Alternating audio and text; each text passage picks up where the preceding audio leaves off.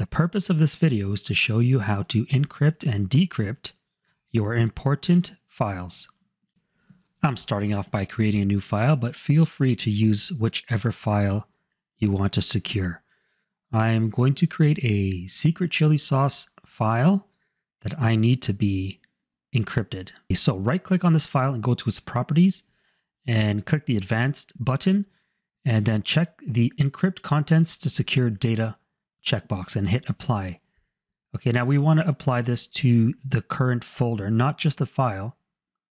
Press OK and apply, and you will get a little notification that you need to back up your key. So hit backup now, press next, next. Now set a password. Make sure you do not forget this password. It's imperative that you remember this password or you can lose your files.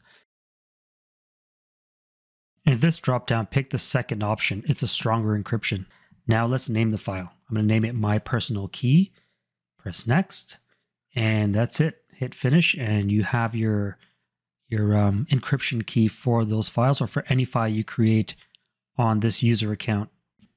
Because we encrypted at the folder level, now any file we create in this folder will automatically be encrypted. Let's create a file just to test it out, and of course it's encrypted. Now let's find a way to differentiate between encrypted and non-encrypted files. Click View in the folder and click on Options and choose Change Folder and Search Options. Next, click View again and scroll down to Show Encrypted or Compressed NTFS Files in Color. So you want to put a check mark there, hit Apply and press OK.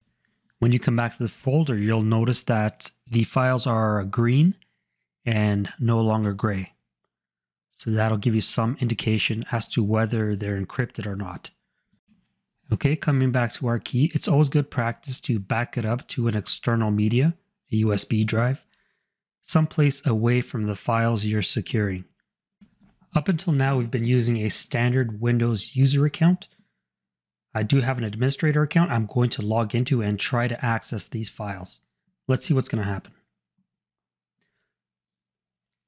So I'm in the administrator's account and I copied the files to a USB drive. As you can see, I'm trying to access them and I do not have the permission because I do not have the key. So next I'm going to reset that user's password.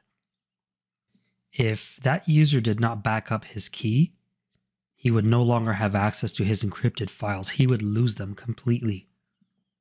Okay, so backing up your key is vital to restoring your encrypted files. Let's reset this user's password. And I'm going to log back in as the user and try to access those files again. Okay, here I am as a standard user again, and I'm trying to access the files I encrypted earlier. And because the administrator reset my password, I can no longer access these files. Luckily for me, I stored my key in an offline USB. So just drag your key back over to your folder, right click and install PFX. Do it for current user, press next again.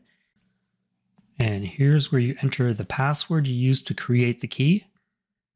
Okay, enter the password, press next, and leave that selected where it automatically selects the certificate based on the certificate type. Press next and finish. And that should be successful. And now I can open the files. And I've managed to restore my encrypted files using my encryption key. That's why saving and exporting your key is always a great idea.